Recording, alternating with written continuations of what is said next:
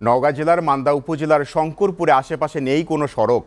ফাঁকা বিলে দাঁড়িয়ে আছে 24 মিটার দৈর্ঘ্যের সেতু। কয়েক কোটি টাকা ব্যয়ে নির্মাণ কাজ শেষ হয়েছে কয়েক বছর আগেই।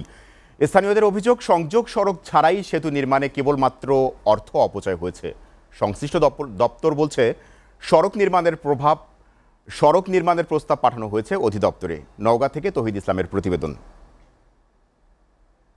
বিস্তীর্ণ সবুজের বুকে একলা দাঁড়িয়ে ইট পাথরের সেতু, বর্তমানে যার অবকাঠামো দর্শন ছাড়া আর কোনো কাজই আসছে না। জেলার মান্দা উপজেলার শঙ্করপুর বিলে নির্মাণ করা এই সেতুর সুফল পাওয়ার কথা ছিল অন্তত 20 গ্রামের মানুষের। যাতায়াত সুবিধার পাশাপাশি কয়েক হাজার হেক্টর জমির ফসল ঘরে তোলা যেত খুব সহজেই, কিন্তু কাজের কাজ কিছুই হয়নি, যা নিয়ে চরম ক্ষোভ রয়েছে স্থানীয়দের মাঝে।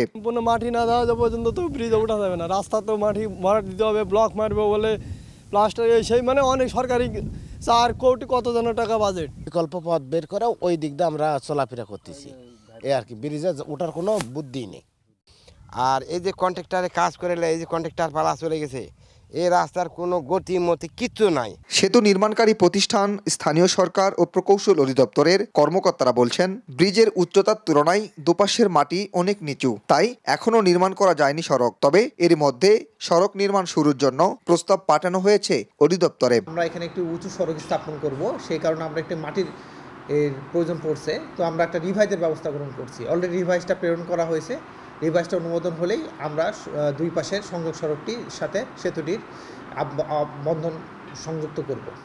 2022 সালে শুরু হওয়া সেতু নির্মাণ কাজ সম্পন্ন হয় 24 সালের শুরুর দিকে। বিলের মাঝখানে এই সেতু নির্মাণে সরকারের খরচ হয়েছে প্রায় 3.5 কোটি টাকা।